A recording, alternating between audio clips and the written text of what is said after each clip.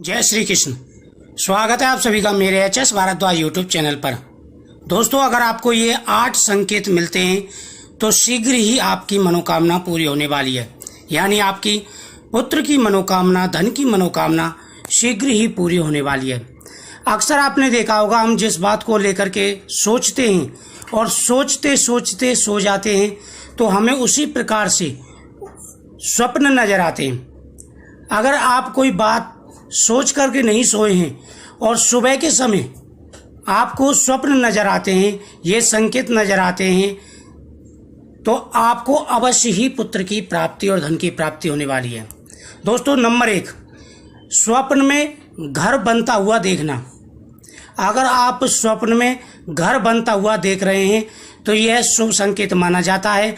इससे शीघ्र ही आपके जीवन में खुशी आने वाली है, भरपूर धन आने वाला है और पुत्र प्राप्ति का संकेत भी, संतान प्राप्ति का सुख भी इससे माना जाता है।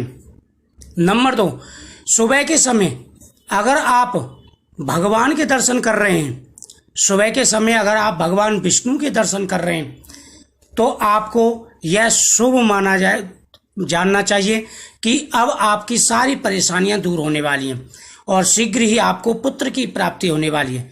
वही अगर स्वप्न में भगवान आपको आशीर्वाद दे रहे हैं, आपको भगवान आशीर्वाद दे रहे हैं तो ये स्वप्न और ज़्यादा शुभ हो जाता है।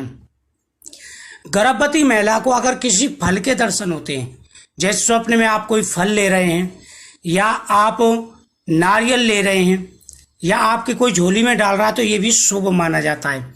अगर स्वप्न में आप गौ माता को प्रणाम कर रहे हैं या गौ माता की पूजा कर रहे हैं तो ये भी शुभ माना जाता है और आने वाले समय में जल्दी ही आपकी मनोकामना पूरी होने वाली है।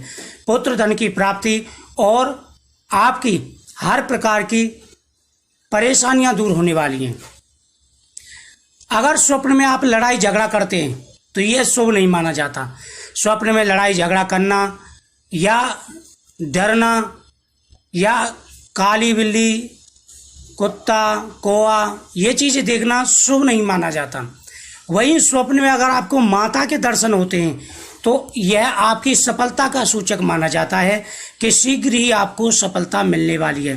वहीं अगर आपको स्वप्न में भगवान शिव के दर्शन होते हैं तो यह पुत्र प्राप्ति का सूचक माना जाता है, साथ ही आपकी सारी परेशानियां दूर होने वाली हैं। यह स्वप्न अगर 3 बजे से और 5 बजे के बीच में आते हैं तो ज़्यादा शुभ माने जाते हैं और इनका जो असर है, जो रिजल्ट है, वो ज़्यादातर सही बैठता है। अगर स्वप्न में आप मंदिर देखते हैं, मंदिर के अंदर आप भगवान की मूर्ति देखते हैं तो यह भी शुभ माना जाता है। और अगर मंदिर में फल चढ़ा हुआ देखते हैं तो यह भी आपको पुत्र धन प्राप्ति का संकेत माना जाता है। अगर आप भगवान गणेश जी की बाल रूप की फोटो देख रहे हैं तो पुत्र प्राप्ति का संकेत माना जाता है।